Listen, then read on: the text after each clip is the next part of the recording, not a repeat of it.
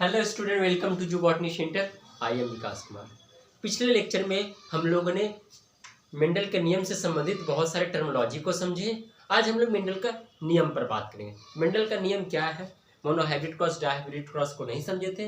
पहले मेंडल ने जो मोनोहाइब्रिड क्रॉस के आधार पर जो नियम दिए थे उस नियम को समझेंगे, फिर डायहाइब्रिड क्रॉस को समझेंगे। तो मेंडल ने मोनोहाइब्रिड क्रॉस के आधार पर दो नियम दिए थे। कितने?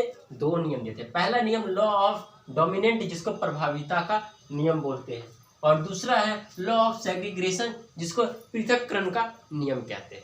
ये दो नियम मेंडल ने मोनोहाइब्रिड क्रॉस के आधार पर दिए थे। चलिए समझते हैं कि मेंडल ने लॉ ऑफ डोमिनेंट में क्या कहे। प्रभाविता का नियम में मेंडल ने बोले, इस नियम के अनुसार फैक्टर, मेंडल ने जीन शब्द का प्रयोग नहीं किए थे, उन्होंने फैक्टर शब्द को दिए थे। बाद में जब मेंडल का रीडिस्कवरी हुए थे 1900 ईयर्स में, तब जो है इनको जीन कहा गया। पहले इनको फैक्टर ही मेंडल ने बोले थे।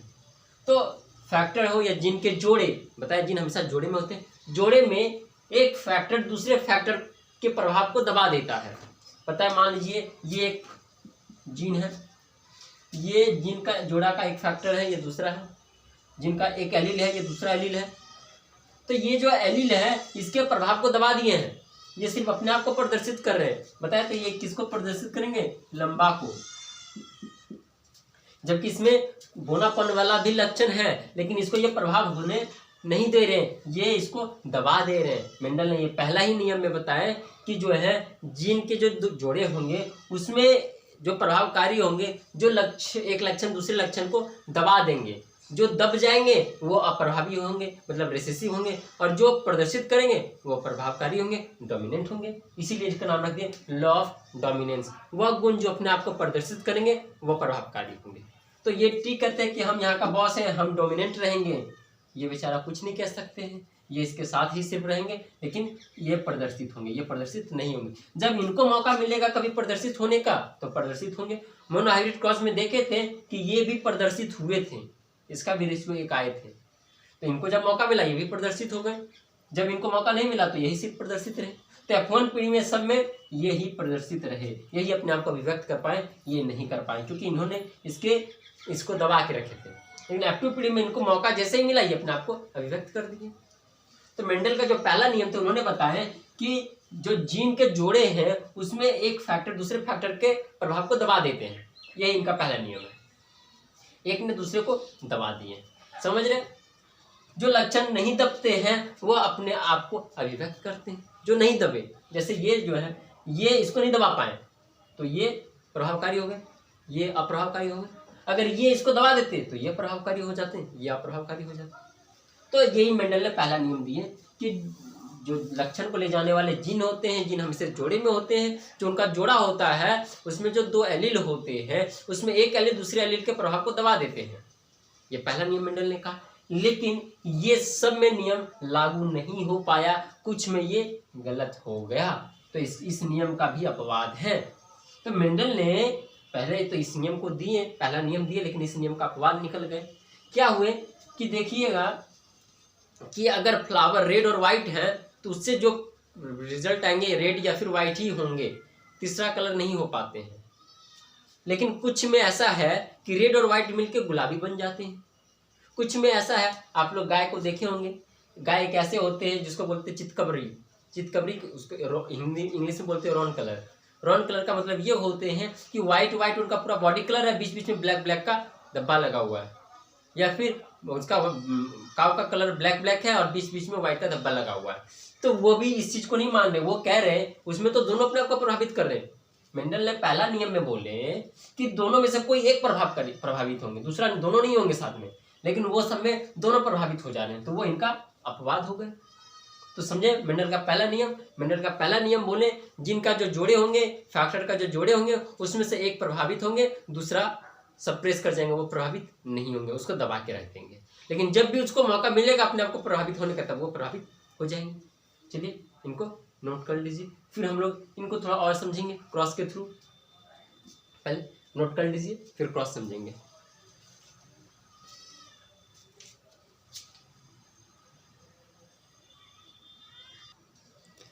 क्रॉस को समझते हैं कि कैसे मेंडल का जो पहला नियम है, पहला नियम कहते हैं कि जो जिनके जो जोड़े होंगे उसमें एक अपने आप को प्रभावित करेंगे, दूसरा प्रभावित नहीं होंगे।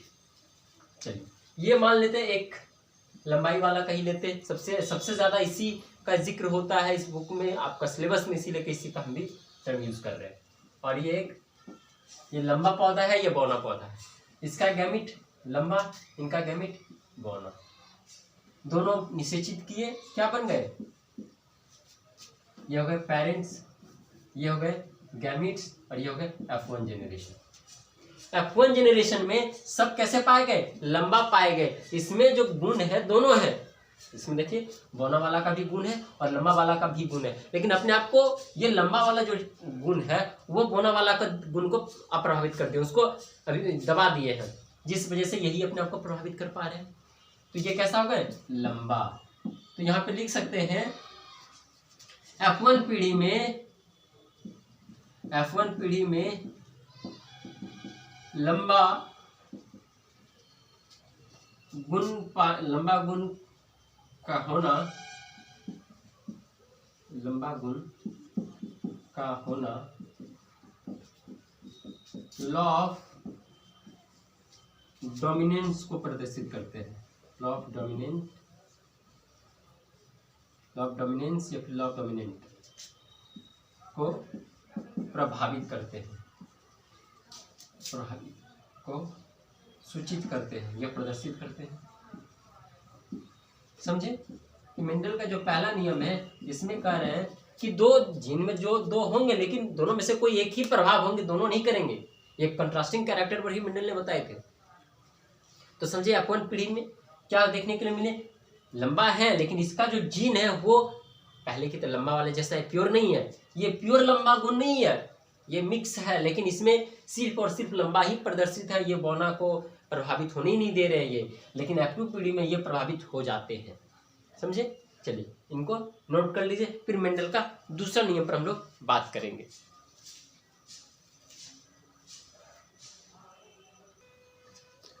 अब मेंडल का दूसरा नियम को समझते हैं। मेंडल ने जो मोनोहाइब्रिड क्रॉस के आधार पर जो दूसरा नियम दिए थे उनका नाम है पृथक्करण का नियम, या फिर इसी का एक और नाम है युग्मक शुद्धता का नियम, लॉ ऑफ गैमेट प्योरिटी।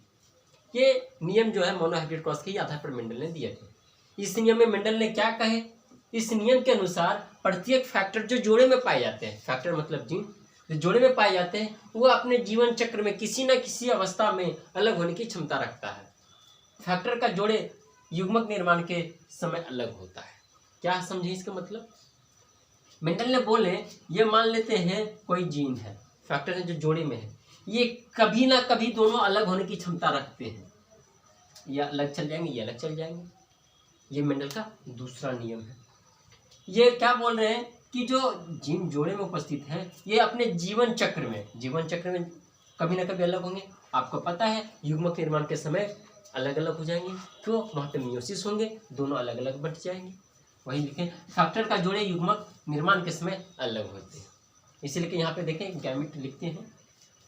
तो मेंडल का दूसरा नियम समझे, इस नियम का कोई अपवाद नहीं है। एक बात हम भूल गए थे, मेंडल का पहला नियम में उसका दो अपवाद का नाम लिखवाने के लिए सप्रभाविता और अपूर्ण प्रभाविता लिखिएगा, उसमें एक पॉइंट बना के, ये यहाँ का नहीं है। मेंडल का जो पहला नियम है लॉ ऑफ डोमिनेंस प्रभाविता का नियम, उसका लिखना है पॉइंट, लॉ ऑफ डोमिनेंस का अपवाद,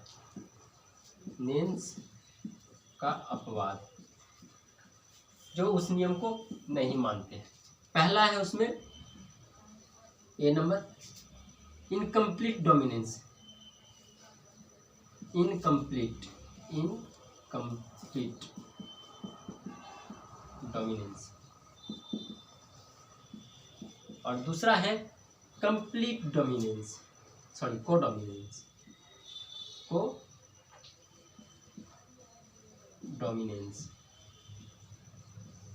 इनकम्प्लीट डोमिनेंस को बोलते हैं अपूर्ण प्रभाविता,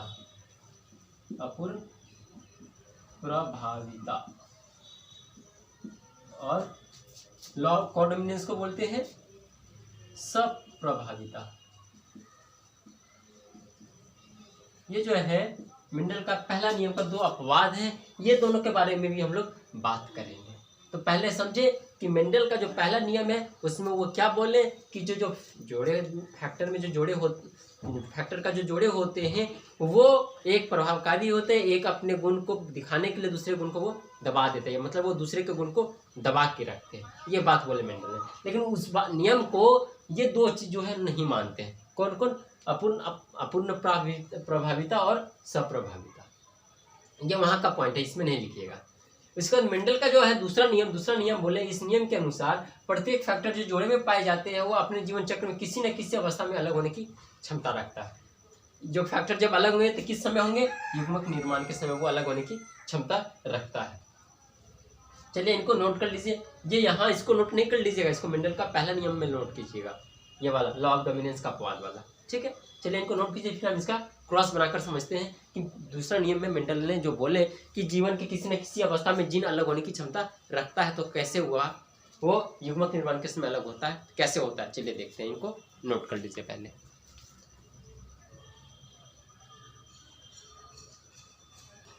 चलिए अब समझते हैं कि मेंडल का जो सेकंड लॉ है, लॉ ऑफ सेग्रीगेशन, को कैसे समझेंगे। वो तो लैंग्वेज हम लोग समझ गए, अब इसको क्रॉस करके देखते हैं। ये एक पेरेंट्स है, वही टॉल वाला बार बार ले रहे हैं। इसका गैमेट क्या बनेंगे? देखिए यहाँ पे अलग होने की क्षमता रखे, यहाँ पे अलग हुए, युग्मक जनन हुए यहाँ पर, तभी तो ये अलग हुए। चलिए और आगे देखते हैं। ये हो गए, ये गैमेट हो गए, ये पेरेंट्स हो गए, ये F1 जनरेशन हो गए। F1 जनरेशन में कैसा हुए सब? टॉल। ये भी कैसा है? टॉल। और ये कैसा है? ड्वार्फ। ड्वार्फ का मतलब होता है बौनापन, ठीक है।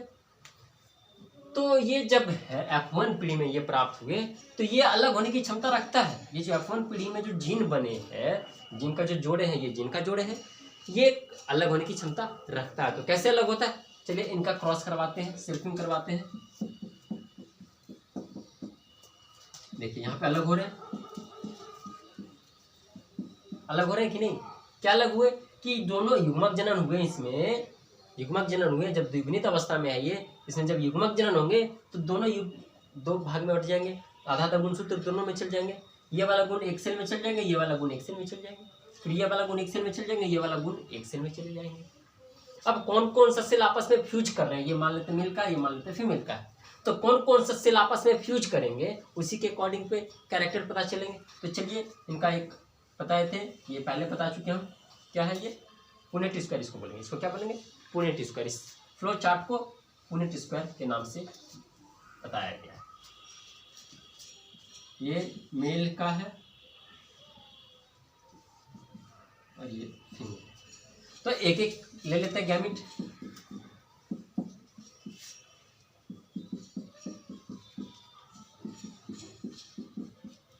इसमें ड्वार्फ का पाना ही ये दर्शाता है कि लॉ ऑफ सेग्रीगेशन को ये दर्शाता है। क्यों? क्योंकि देखिए अलग होने की क्षमता तो है इसमें।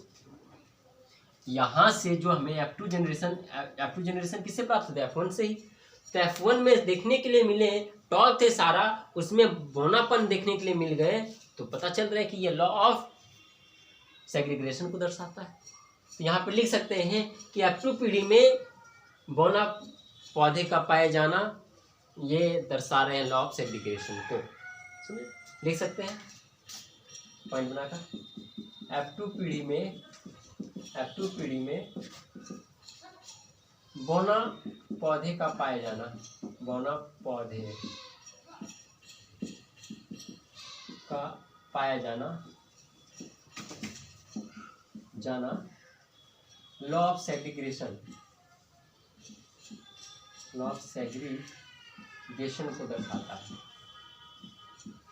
को दर्शाता है। समझ गए? चलिए इनको मेंडल का पहला नियम, दूसरा नियम मोनोहाइब्रिड क्रॉस के आधार पर दिए थे। मोनोहाइब्रिड क्रॉस को भी हम लोग समझे, मेंडल का दोनों नियम को समझे। पहला नियम में क्या बताए? पहला नियम में बताएं कि जो जीन हमेशा जोड़े में होते हैं, जिनका एक जोड़ा जो है वो अपने प्रभावित रखेंगे, दूसरे के प्रभाव को दबा देंगे, तब वो अपने आप को प्रभावित हो सकते हैं। आप लोग सुने होंगे, एक मूवी था 3 इडियट, उसमें बताया गया है टॉप होने का 2 ही रास्ता है, या तो खुद ज़्यादा पढ़ो या तो दूसरे को कम पढ़ने दो। तो वही कह रहे हैं, ये कह रहे हैं कि इसको दबा दो तब तो तुम आगे बढ़ेगा, इसको ये दबा दिए तो ये आगे बढ़ गए, लेकिन जब इसको मौका मिला आगे बढ़ने का ये आगे बढ़ गए। देखिए यहाँ पे आगे बढ़ चुके हैं, समझ रहे। तो ये मेंडल का पहला नियम बताए थे कि एक प्रभावकारी होंगे जोड़े, जिनका जो जोड़ा है एक प्रभावकारी होंगे एक अप्रभावकारी होंगे।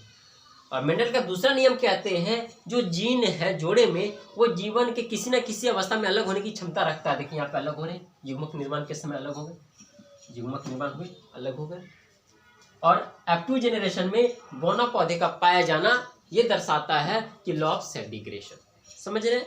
चलिए इनको नोट कर लीजिए। अब हम लोग नेक्स्ट डे किस पर बात करेंगे? नेक्स्ट डे हम लोग बात करेंगे मेंडल का थर्ड लॉ पे, उसी में हम लोग बात करेंगे डायहाइब्रिड क्रॉस। डायहाइब्रिड क्रॉस क्या है? डायहाइब्रिड क्रॉस के बारे में थोड़ा समझा देते हैं कि जब दो गुणों को एक साथ अध्ययन करेंगे, ये मोनोहाइब्रिड क्रॉस में क्या हो रहा था कि एक गुण को सिर्फ हम एक साथ अध्ययन कर रहे थे। अब इसमें लंबा पौधा तथा गोल बीज ले लेते हैं, या फिर गोल बीज तथा रंग ले लेते हैं, उस बीज का रंग जो है पीला ले लिए, गोल बीज तथा पीला रंग, झुर्रीदार बीज तथा हरा रंग, वो दोनों का जब क्रॉस करवाएंगे तो उसको बोलेंगे डायहाइब्रिड क्रॉस। मेंडल ने उसके आधार पर तीसरा नियम दिए थे, law of independent assortment. Independent assortment ये कहते हैं कि जो गुण है एक गुण दूसरे गुण को प्रभावित नहीं करेंगे, क्योंकि देखिए जीन किसमें स्थित होते हैं? क्रोमोसोम में। यहाँ पर एक लंबा वाला जीन है, यहाँ पे बीज का शेप वाला जीन है, यहाँ पे कलर का जीन है, ये वाला इसको प्रभावित नहीं करेंगे, ये अकेले जा सकते हैं, कोई दिक्कत नहीं, इसको ये नहीं रोकेंगे, इसको ये नहीं रोकेंगे। मेंडल का तीसरा नियम यही चीज को बतलाते हैं, लॉ ऑफ इंडिपेंडेंट असॉर्टमेंट, जो डायहाइब्रिड क्रॉस के आधार पर दिए गए हैं। ठीक है, चलिए इनको नोट कीजिए, फिर हम लोग नेक्स्ट डे बात करेंगे मेंडल का थर्ड लॉ पे।